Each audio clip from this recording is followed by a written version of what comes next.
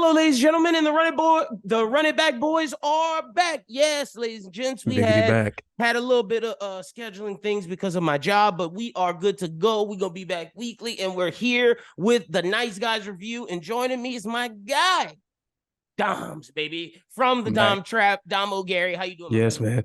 I am fantastic, man. Fantastic. Ready to review this wonderful film that we got to watch. Yes, sir. And this is like one of my favorite movies from the 2010s. If Yeah. we ever do, which I'm thinking that me, you, Schubert, and Reg are gonna start doing like these. This will be like Bros Who Binge episodes where it'll be like the top. Like it'll be like a top where we don't talk about news, but we talk Mhm. about the top films of the decade. Or y'all will come do a draft with us and we'll Bet. draft like the year. Like we'll Yeah. draft like 2012 or like the decade, the 2010s. Because for me, this movie, when it comes to 2016, if we ever draft the year of 2016, all of us, this is like a Right. number one pick. I will be pissed if somebody steals this. Like that's how much I love this film. And like I know how much it means to Reg, and how much does it mean to you? Dude, this movie means a lot, man, because this movie was something I didn't have many high expectations going into it at all. I didn't know too much about it. I seen it came out. I see who was in it. I was like, let me just check this out. Mm-hmm. By the time this movie ended, I said, this is going to be a classic. Yep.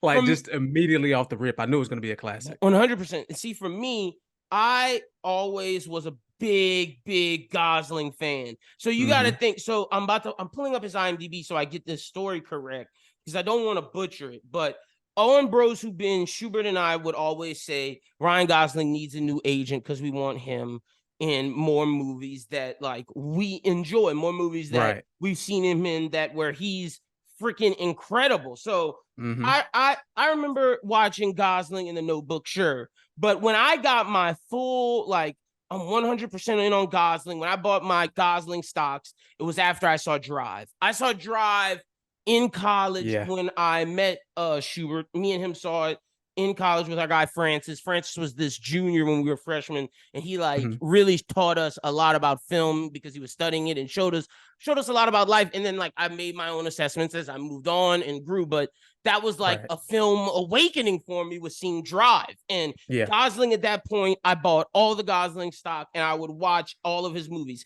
Crazy Stupid Love is my favorite rom-com. It has Steve Carell and him in it. That comes out right after. The Ides of March was it wasn't the best Julius Caesar, movie, but Gosling was good in it. But then you get The Place Beyond the Pines where it's like, holy shit, this guy is great. And then he does a movie that I love, which is Only God Forgives.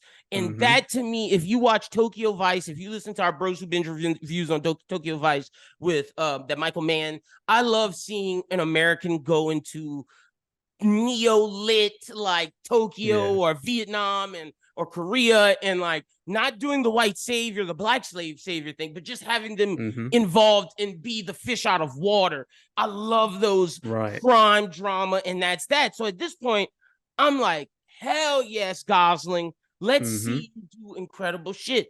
And seeing Nice Guys was like, oh, this guy can not only do serious, he can bring some comedic chops. And like, but this is a great noir detective film. You then get Blade Runner, and it's like, okay, this guy's incredible.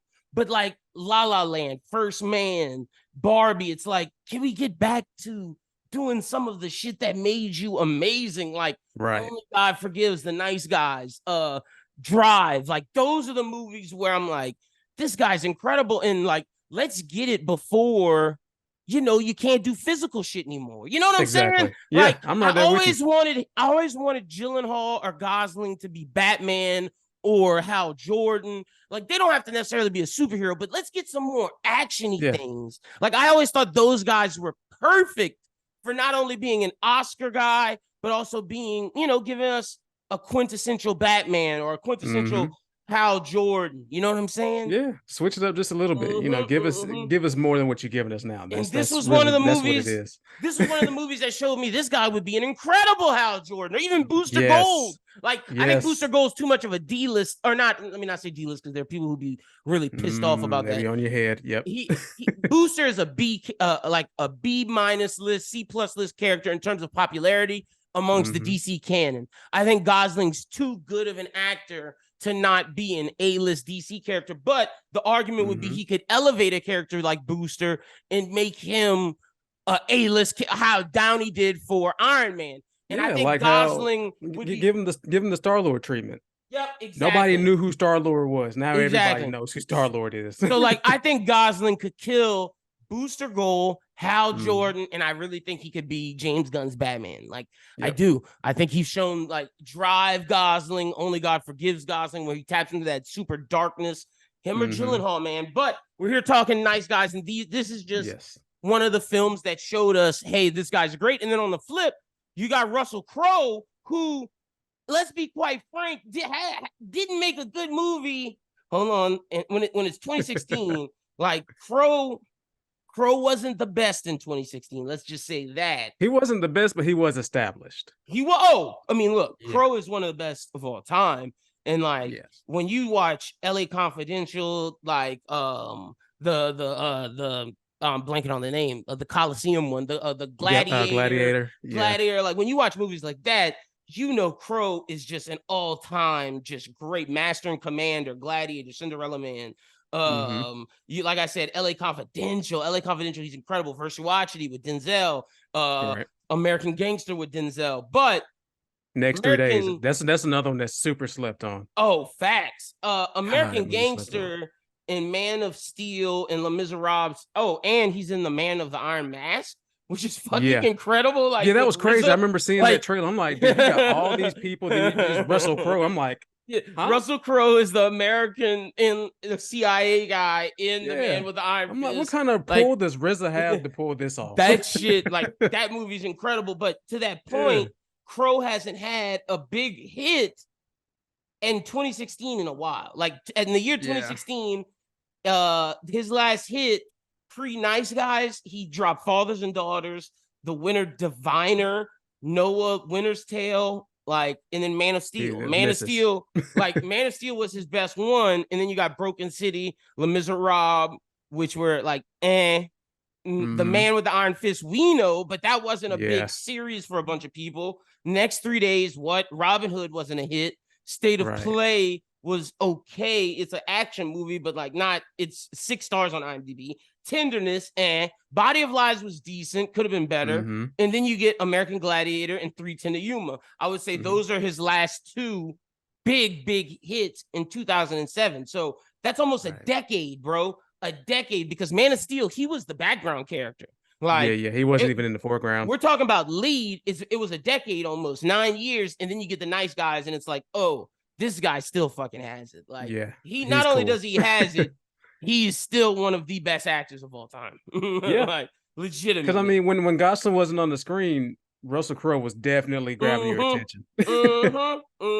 But also, you got to think this film also has people like Margaret Qualley, who we come to find out in a little later with her work with Tarantino and her work with some of these others. She's an incredible actress herself. You got young Agori Rice, who plays Holly March. She's incredible. You got Matt Bomer, who we all love. You got Keith David. Like, this film was littered with incredible talent, whether past or present. Ty Simpkins, it's crazy how this film has Keith David as a henchman. Like, normally Keith David is like that guy in movies, but for him just to be like background henchman, old man, that shows how powerful. And Shane Black did an incredible job. For those that don't know, Shane Black is responsible for some of your favorite action movies of all time. Shane Black wrote The Last Action Hero. He wrote Predator in 2008. He wrote Iron Man 3. He wrote Kiss Kiss Bang Bang. He wrote Lethal Weapon. 1, 2, 3, and 4. The Last Boy Scout. Like, this guy is responsible for some of your favorite action movies of all time. So, and he wrote all of those. He directed, on the other hand, Iron Man 3, Kiss Kiss Bang Bang, Edge. This was his first directing job, really, since Iron Man 3. He did The Nice Guys, and he showed, hey, I still got it too. So it was a lot of people showing I still got it, and then a lot of people stepping out saying, no, I'm the fucking best right now. Exactly. So I think that's why it really works. So let's jump into the background. The Nice Guys is a 2006 American neo-noir buddy action comedy film directed and co-written by Anthony Bagarazi, but it was directed and Baccarazzi. written by Shane Black. Produced by Joel Silver, starring Russell Crowe and Ryan Gosling.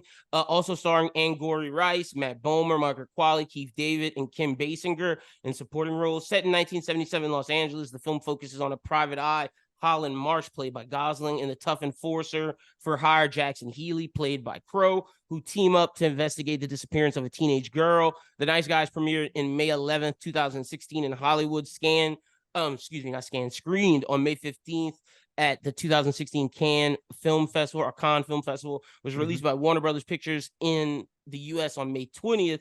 It received overwhelmingly positive reviews from critics for its humor, its mystery, and the performances of both Gosling and Crowe. It grossed $62 million on a $50 million budget. Can you pull up the 2017 Oscars, since this movie came out in 2016? Can you pull that up real quick, Doms, while I continue reading these backgrounds so we can discuss? Yeah. Maybe does Crowe or anybody fit, depending on the movies.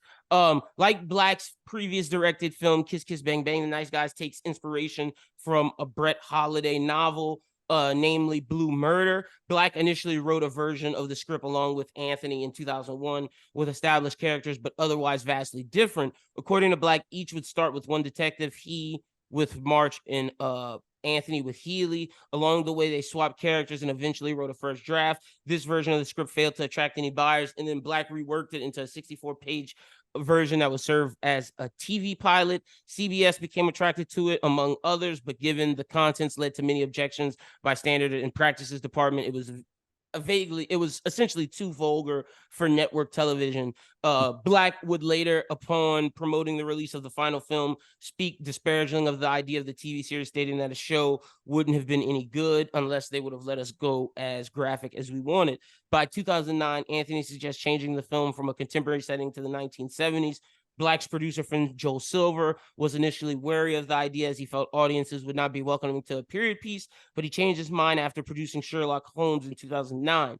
Black stated the change in the time period helped, as in contrast to the divisiveness that we see now. 1970s was full of multiculturalism, racism, elitism, and a bunch of things that, people don't like associating with today. Right. The contents also draw from films of the period, such as Vanishing Point, Five Easy Pieces. The Nice Guys aim to be ironic, non-descriptive, that the two main characters were literally the two worst people that we could think of, then trying to make that fun. One breaks arms for a living, and the other cons old ladies out of money. And I think that's very interesting. And I wanted to read that because the film, they couldn't sell it if it was based today, because people don't like seeing characters based today as evil or deplorable. And the crazy thing is, these guys are bad, but the whole time you're like, oh no, they're trying to solve this mystery. They're trying to do good things. They're working towards something. We think that they're good people, but in actuality, they're really not. But you fall in love with them. Right. Like, I love Marsh, bro, but I didn't even realize, really, until discussing this, March is just conning old ladies. Dude's a piece of shit. That scene at the beginning, I was like, I don't remember feeling this way about that now. Yeah, I feel totally different now than I did when I first saw it. And I still love him, but it's like, damn, they suck. And then Healy, you think Healy's a good dude, and it's like, but when you see Healy taking out stalkers and pedophiles and freaking peeping toms, but then it's like, oh no, Healy's out here just really breaking arms and taking. He's a vigilante. And then at the end, it's like when the girl tells him, please don't kill Mr. Healy, it's like, oh yeah, he's really a killer. So it's like, we'll get to that, because I want to ask you about the end. Do you think he should have killed Matt Bomer? Because I have my thoughts on it, and I think that girl was naive, but we'll get to it. So all right, after Shane Black completed Iron Man 3 in 2013, Silver asked Black what he wanted to do. He expressed interest in doing The Nice Guys. The script was sent to Ryan Gosling and Russell Crowe. Both wound up taking the roles, especially for the prospect of working with one another. Gosling even stated that when he read the script, already picturing Crowe as Healy, the movie immediately just became funny and the best thing he could think of, as he had never seen Crowe in a similar role. Gosling and Crowe accepted in a period of 3 days, and Black-sided casting as the reason the film was able to move forward. Summed it up, after 13 years, it just popped up in place in 3 days. These were the guys that I wanted. So yeah, there was nobody else. Interesting. I would like to know, because they don't mention who were the guys he originally thought it for in 2000 and what, 2008, 2006, like around that period. I wonder who it would have been. I could have seen Russell Crowe still doing it, but maybe not as so a much younger at that time. No, definitely not Gosling. I figured he would have needed an older person if he was gonna get them as March, because I think Healy could have still been Healy, but you would have switched and made Healy more young in the sense of like he's more gung ho, whereas this Healy's like more he's a reserved vigilante. Yeah. You would have needed an experienced March character. I wonder who the old person they would have chose would have been. Maybe like Pacino, De Niro, someone like along those lines. Possibly, yeah. Like I'm trying to think of some other older actors in the time. You know, maybe Jeremy Irons. Like, oh yeah. I'm trying to think of someone who could do. That would have been funny. De Niro has shown he could do comedy, because that's the thing. You got to think they would have needed to be a serious actor, a top tier actor who could also do comedy at the time. Right. Like that's very few people, you know? Yeah, and I'm even like looking at a list of just actors overall, and I'm like, this would have been tough. Yeah. Who would you get? Alec Baldwin? George Clooney? I could see, no, you know what? Clooney actually is not a bad idea. Right. Because Clooney showed, I don't know if you saw From Dusk Till Dawn, but Clooney can do comedy in a serious movie.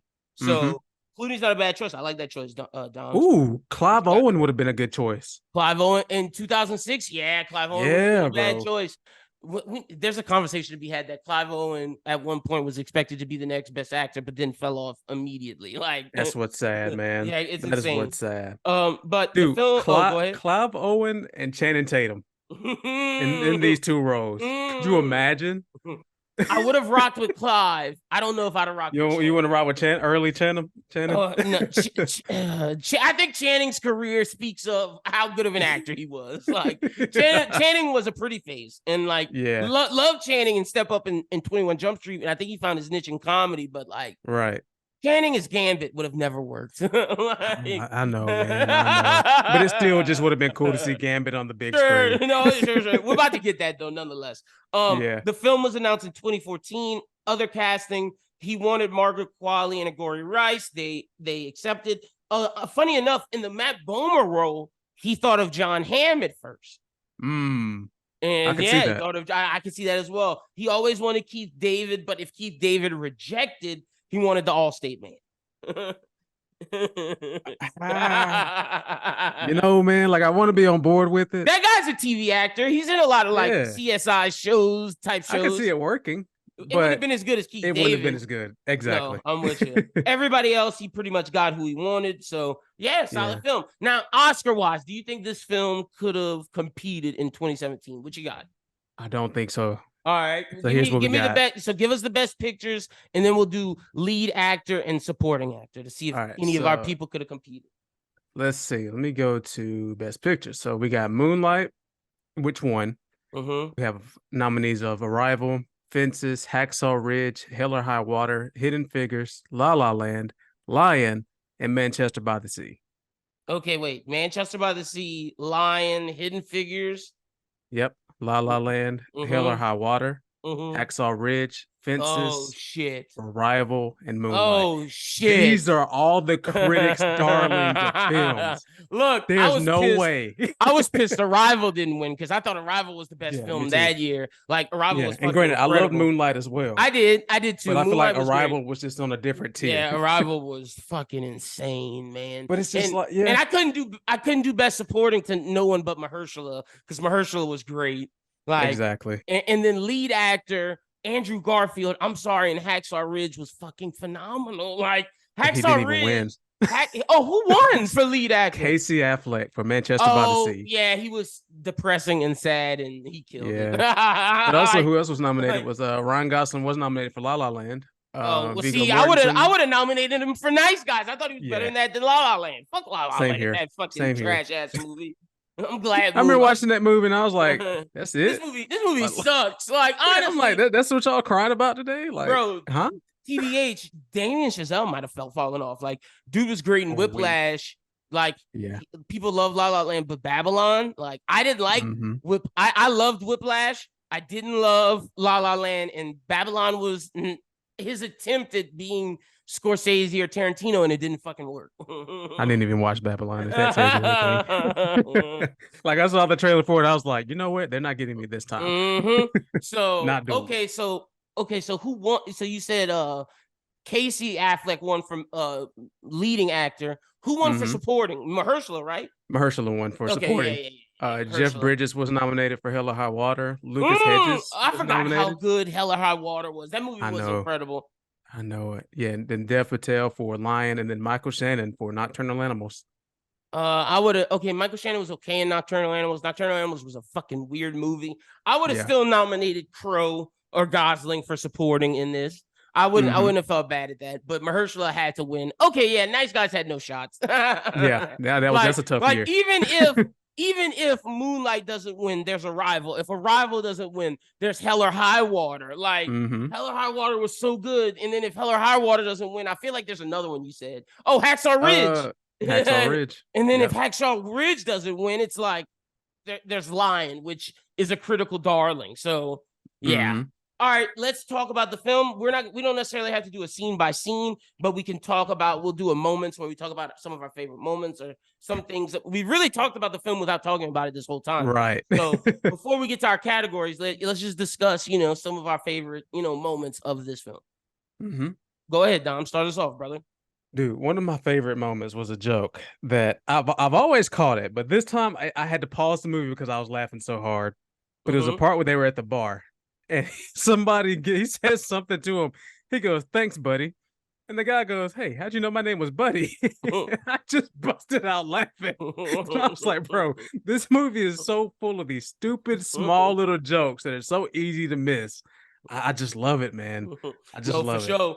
I love it. I love when it starts off seeing Crowe and Gosling, and we see both from each's perspective. We see Crowe as the fixer, as he beats up that pedo who is hooking up with the 13-year-old. Next, we see Gosling start scamming as a private eye, and but it's like Crowe's also a skis because the girl was like, he was like, "You forgot $7," and it was like, whoa! It was like very cool, like you said. At first, when I first watched this, I'm like, oh, I didn't think either of these guys were really shitty people. But rewatching it, the first moments of seeing how both, like, yeah, Crowe saved this girl, but he's also like, where's my $7? You forgot $7. It's like, damn, nigga, like, what are you doing? Right. I thought you were a good guy. Yeah, and I thought about that too. I was like, dang, bro, $7 in the 70s might have hit a little different than it does now. Yeah. Like, that is different. But yeah, like just the way the movie starts, it's just like automatically you're just setting up the universe, and it's like, okay, I like it. These people are crappy, but we have to root for these people at the end of the day. And then just how they meet, it starts with violence. Facts. Funny enough, Crowe was in a movie called LA Confidential that involved porn and call girls. This is very similar to that, which I didn't realize until rewatching it this time. I'm like, oh, okay, very similar. I don't know if you've ever seen LA Confidential, but I would definitely recommend it. That. It's like the more serious version of this, funny enough. Right. And then I think of funny moments with this when they're taking that boy to the porn star's house, and then the little kid comes up and he's like, "You want to see my dick?" And it's like, "Whoa, little kid, what's wrong with you?" Right. But then again, it's like you think about the time, things were weird, things were different at this time. Because that's not happening today. Like, right, what? No. That is a charge. Holy shit. I'm trying to think of some other moments. Go ahead. Oh, go ahead. Oh, yeah, I was gonna say another joke. Like, well, not really joke, but funny part in the scene is when he's talking to the old lady, and she's like, "Yeah, I haven't seen Fred since the funeral." It was Fred's funeral. I'm like, you poor woman. And he's gonna take her money regardless. It's Facts. We'll get to. I got another old woman moment, but when they go to the party and he's constantly falling off of things, and he falls on that hill, and he rolls into finding that dead body. It's like, and fucking Crowe's character Healy's like, "Did you fall to get here?" He's like, "No." He's like, "Mark, yes." Yeah.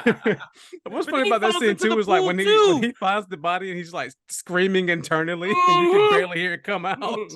But then the crazy thing is he falls into the pool as well later in the movie. Yeah. He is constantly falling down. Dude, he's such a goof, man. Such a goof. I love the fight scenes between Keith David and Healy to start the movie early off. And then continuing to the party, and then continuing after. It was just beef the entire movie, and I love that. On site too. After Yes. Keith David's homie dies, when they go to the inn and it's Matt Bomer, Keith David, even the DA's assistants fighting, like great fight scenes in this movie. Even she was a goof, man. Like her falling over, the gun going off. Bro, the daughter thinking, oh, I'm gonna throw this coffee on her. It doesn't work because it's not hot, but then she cold coffee. Yeah, she slips and falls, thus they get the lead on her. And the whole time I'm thinking, hey, Holly, stay your ass at fucking home. Right. I kept getting pissed off at Holly popping up here and there, and Marsh just letting her do what she wanted. Follow instructions. What? Like they're trying to save you. Like you just want to be in something. You're being a problem. Like honestly, Holly was like I know she ended up saving them, but there was more times where she was a problem more than not. And then at the end, where Marsha's about to kill Matt Bowman, she's like, "Don't kill him, Mr. Healy." I'm thinking to myself, "You better kill this nigga because this nigga will try to kill y'all." He's just trying to kill everybody. He's throwing grenades and everything. Going this crazy. Is the ultimate hitman. What are we doing here, Holly? Right. He's gonna get out. Yeah, and then bro. What? Like, what the fuck? 70s, you don't have a cell phone to save you. Like, what are we doing here? Hey, man, but that black lady shouldn't have died in the sense of falling on the liquid and hitting her head. She was better than that. Right. How do you fall twice? Like, you get 2 moments. Most people just get 1. You get 2. And you fumble both of them. The fact that the plan was to fucking splice the movie into the ad movie was just perfect. Thing. And the fact they did it with a porno, like beautiful. Right.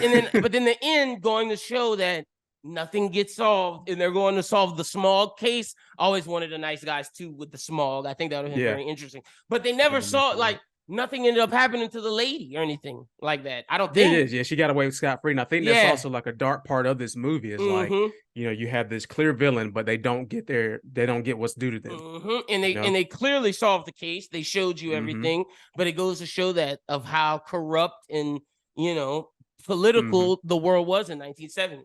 And I think that's another reason why when he says he felt it would have been some reason why they didn't want to make because it'd been too dark for today of showing our world today after solving this crazy thing, because I'm sure they could involve social media, but nothing changing. And that would have been a bad ending in a today world, because I don't know if we would have accepted that. Like, I think today with social media, something would have happened to that lady. Yeah, absolutely. So I understand why they wanted to make this a period piece for sure. Any other moments before we get into best scene and some of the other categories? Moments, man. I think it might have to be a few of the death scenes in this movie were like oddly dark. Yeah, very dark. Very dark. Like what was his name? Blueface, the guy with who opened up the bag. Yep. Like Russell Crowe just like doing the deed, and we had to watch it. I was like, oh, the movie starts with that porn star burning up. Like that's how the movie starts. Yeah. And then the fact that the old lady goes to the house and she's like, and they're like solving the murder, and she's like, so what does this mean? And Mark's like, your granddaughter is dead. And she's like, oh, and they're like, oh, I'm sorry. It's like, damn, bro. Yeah. This lady didn't page y'all. And y'all knew her thing was not a lot, and y'all kept but she kept asking. It wasn't like they were stringing her along. Like because she saw Margaret Qualley, she thought her granddaughter was alive. And it's like, no, that was you saw Margaret Qualley. Right. Or well, actually you saw Margaret Qualley looking at a movie of your granddaughter, and you saw like the TV projector thing. Right. Like that's why you thought she was alive, which was crazy. Super dark moment in this movie. Yeah. So and then even Keith David, when he got his just due, I was like, dude, this is crazy. Keith David everybody falls in this film and it's funny, but when he falls, it's like splat. And that's splat, big time splat. Like he out of here. Yeah, no, that's a fact. And the crazy thing is they kill Keith David, but they leave Matt Bomer alive, which is like, huh? Yeah. That had me a little bit miffed.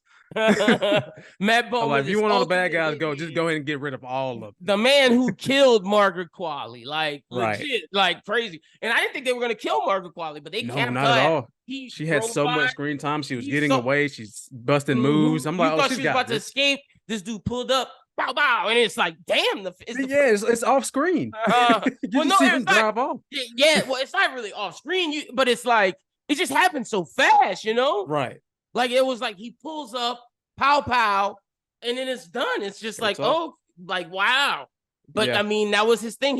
Her mom would have, which is crazy. Her mom would have rather her be dead than, try to get this out. Yeah, that's crazy, bro. Crazy. But great film. All right, let's get to the categories. What's your best scene? My best scene may have to be the party scene. Okay. Just because of how outrageous it is. It's like, what's gonna be next? Like, you're showing me this, you're showing me this. Let's just keep going. You know what I mean? And then just for this to all go with, Ryan Gosling falling down the hill just because he's so drunk. I just had a good time that entire scene. I'm with you. My best scene, I'm gonna go with when Ryan Gosling and Crowe are going up to meet the black lady. They get in. They throw the coffee in her face. She falls. It's just that scene screams Nice Guys, like the humor, the graphicness, the violence.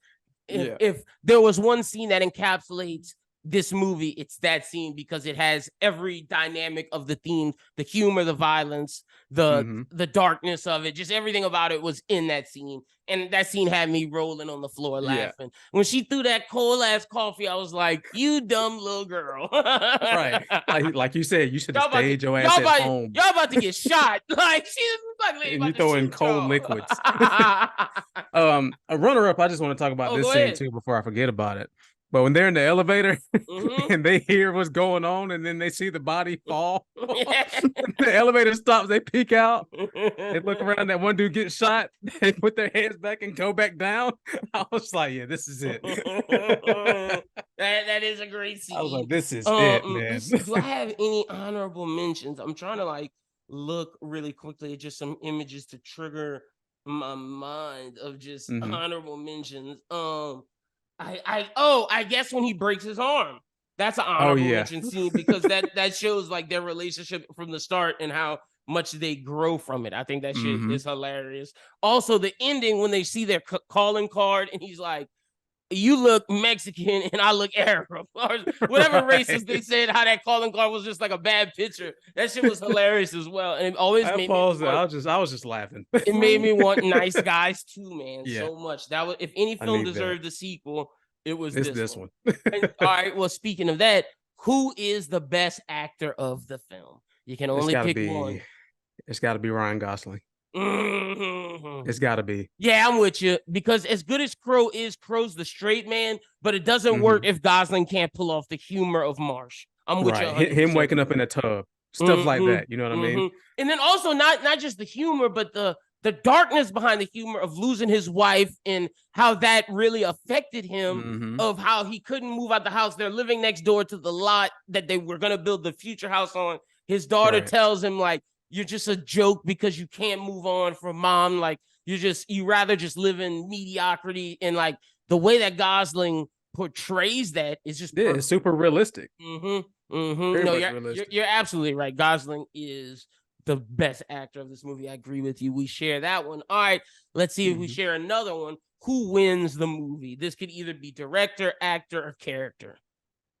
Who you got? I'm going with character. It's got to be John Boy. Tell us he did all of this. The big time hitman. We heard him by name all this time. He shows up, does what he has to do, and basically gets off scot-free. Pretty much. Did he go to jail? They never make it really clear. I'm guessing that he goes to prison, but I mean, I'm sure the he people that he knows, he would have snitched on him, and I'm sure they just got him off scot-free, like you said. Exactly. No, John Boy, definitely a winner of this movie. I'm gonna say Marsh is a winner of the movie. Marsh / Healy scamming that old lady, getting paid, solving the mystery, even getting paid from the fucking DA, doing all of this, and they got paid from everybody. Solve the mystery. Yeah, they didn't send nobody to jail, but that's not their job. Their job is to solve the crime, and they got paid from the villain and the people who they got paid from, both the villain and the people who the crime was committed to. Can't be that. You got paid from everybody to solve. Exactly. So I'm picking Marsh and Healy because they did their job as private eyes, which is solve the crime, and they got paid. All right, lit. You could also say I'm trying to see if there's a case for any of the actors winning this movie. If I'm looking at Gosling, I can't say that this was the movie that propelled him, because in 2016, La La Land also dropped. So I would say it was La La Land that triggers him getting Blade Runner, First Man, The Gray Man, and Barbie, not necessarily this. Also, when you look at Crow, it's like, did this propel Crow to anything? I think I'm about to pull up his IMDb. I think if I got to give that to anybody, it's got to be Margaret Qualley.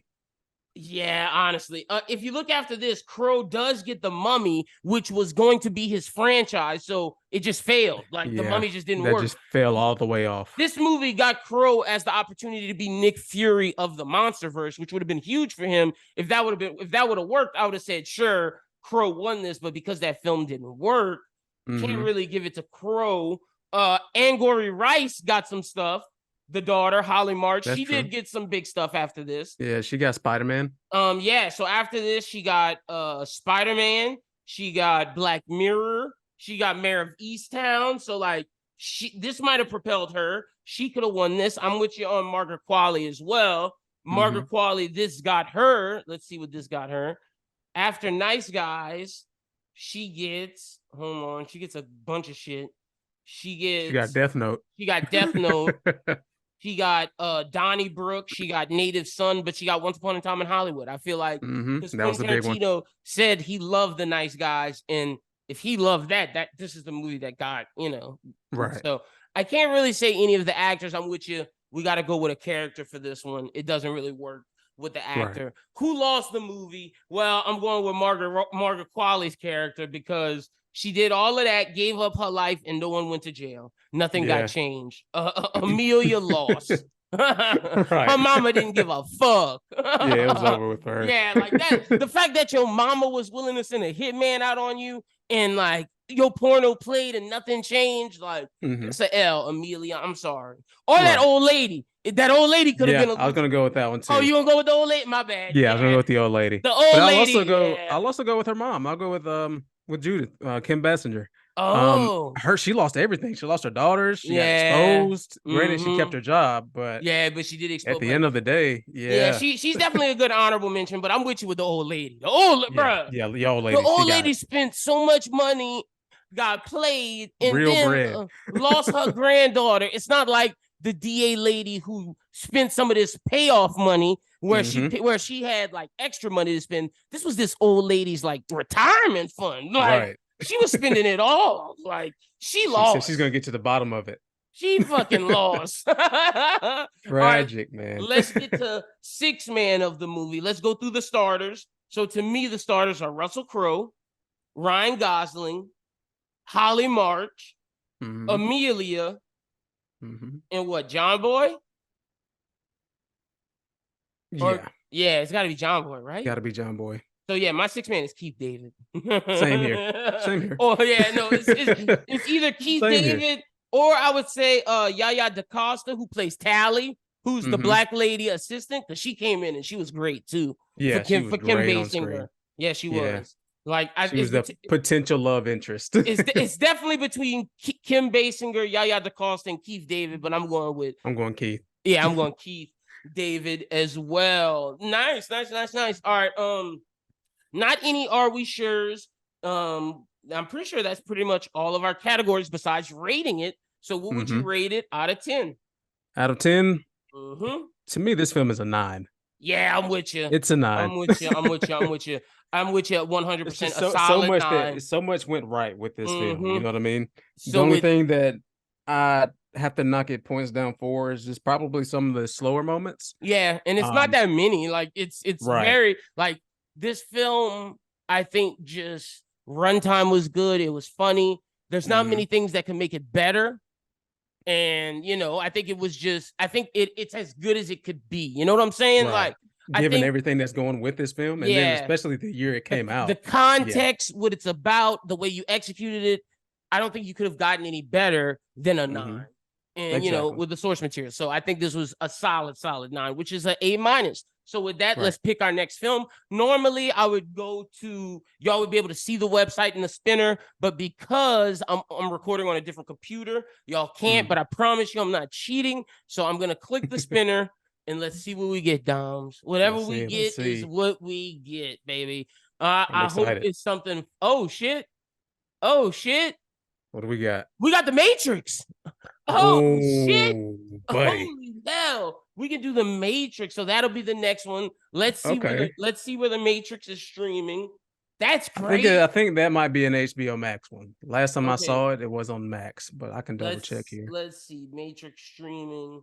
It probably is HBO Max. Yes, yep. It's on HBO Max and Amazon Prime. So you'll be able to get them on either one of those. So make sure y'all watch The Matrix, because we will the Matrix episode, y'all are getting this, we're recording this on a Sunday, y'all are getting this on Monday the 30th, so the Matrix episode will be out some point the week of the 5th through the 11th. So next week, like I said, we're gonna be weekly.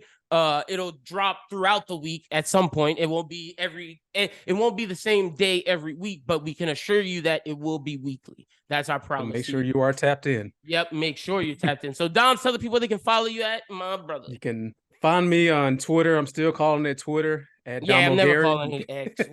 You can follow the podcast on there at the Dom Trap. You can follow me on Instagram at Dom O'Gary. You can follow me or subscribe on YouTube. Follow me on TikTok at the Dom Trap. I'm doing short form reviews on there. So those have been going pretty well. So make sure you check those out. And yeah, I'm here. Hell yeah. Y'all make sure y'all go follow Doms and check out his pod. Y'all can follow me on Twitter and TikTok at LynBWT. I'm back posting heavy on TikTok. We're going to be posting clips from this podcast and all the podcasts on TikTok. So make sure y'all are following. It'll probably be at Bros Who Think on TikTok.